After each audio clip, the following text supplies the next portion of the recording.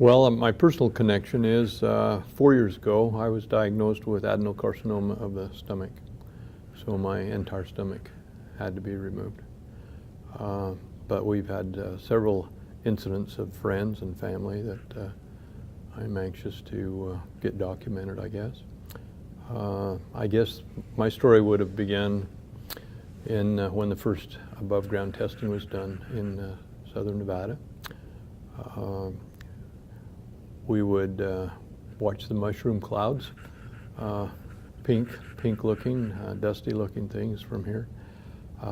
We were not allowed to go out for recess, for example. We were always told everything was safe. You don't need to worry about anything. And we always accepted that as a kind of good citizens, that there was no problems. I remember the traffic came over Utah Mountain. It was Highway 91 then. There was not a cut in the gorge that we go down to Las Vegas now.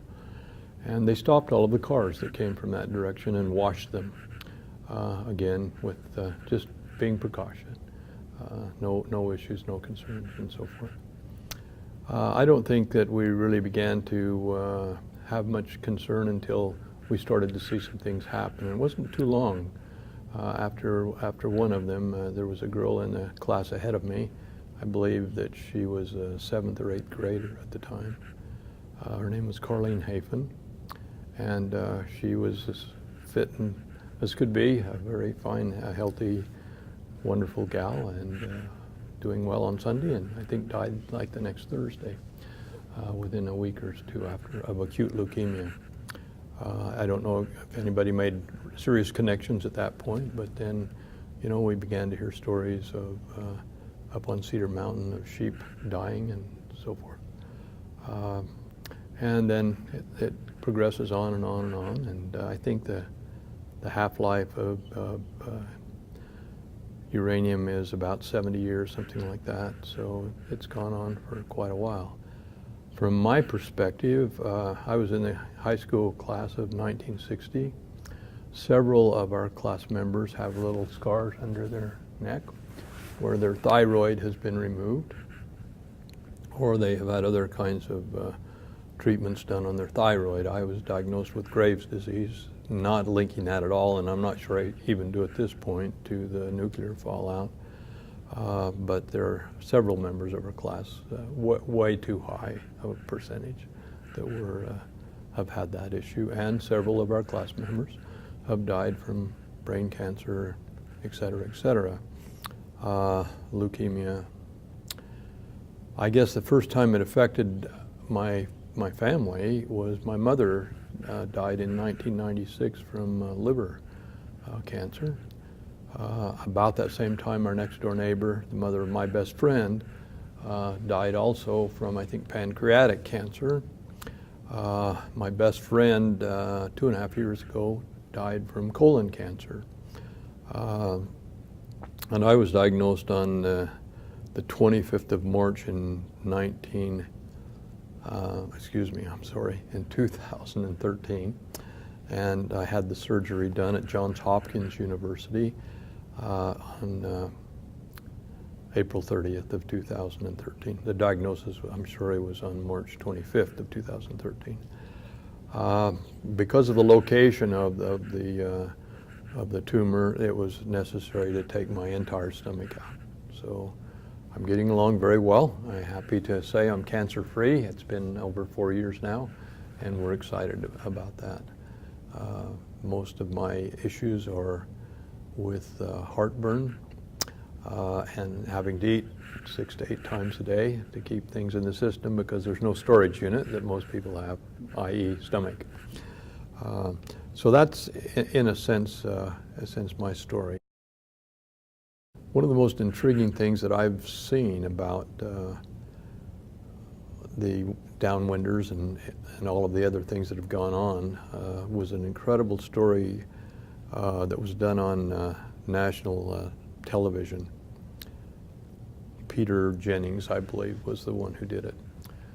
They interviewed the person who, from many, many years ago, I guess, was the the head of the military in the area, and the one who was kind of over all of the testing, at least had a significant part. They interviewed him and asked him questions about the safety of it, and he suggested not much. And so Mr. Jennings said, well, you know, your daughter, who lives up in Springdale, indicated that a few weeks before the big one was going to go off, that you called her and suggested that she take their two boys and move away from the area for a period of time. As I remember, he suggested that wasn't true. So they said, we have your daughter on the other line. We would like to speak with her for a few minutes with your permission. And it began something like, Dad, how can you say that? You know that you asked us to leave.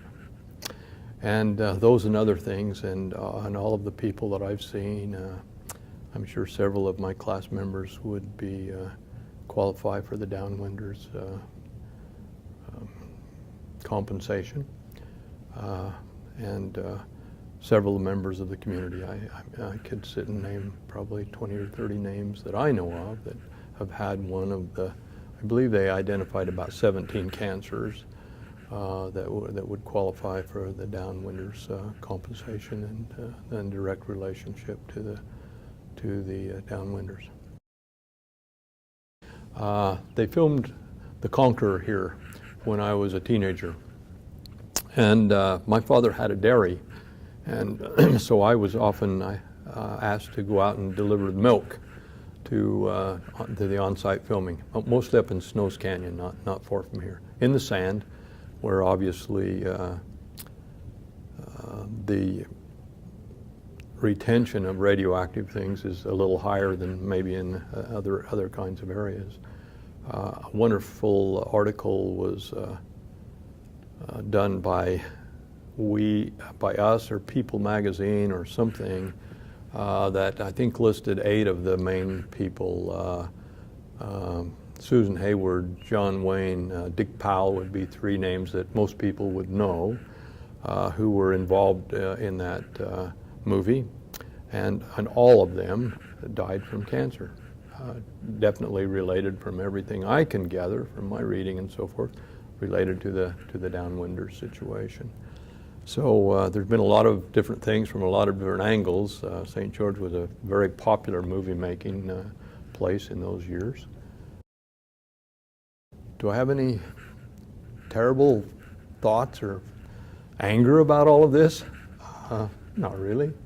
It's too bad that all of this happened, and it's wonderful that there's been some kind of compensation for people. It's broken up a lot of families, it's broken up a lot of lives, but then so does the military, and so does war, and a lot of other things do the same thing.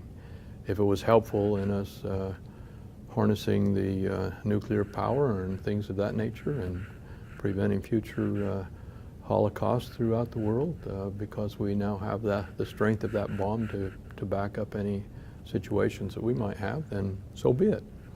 And life goes on.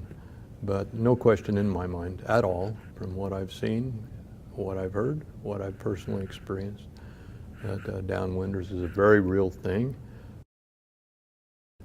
It's a sad day in history, but it's not the end of the world. And I think we have to, as Americans, we have to kind of look at that in the proper perspective. But although our family was hurt from the fallout and subsequent cancers, we got through it, worked through okay, and we were not hurt too terribly like other families were, and like some of the farmers, and especially sheep people up on Cedar Mountain, and I'm sure a lot of cattle and other kinds of things like that. But those are the main issues that I've heard of. I've talked to you about things I've heard of, things I've seen, such as the mushroom cloud, etc., and things I have personally experienced. So that's kind of my story, and I'm sticking to it.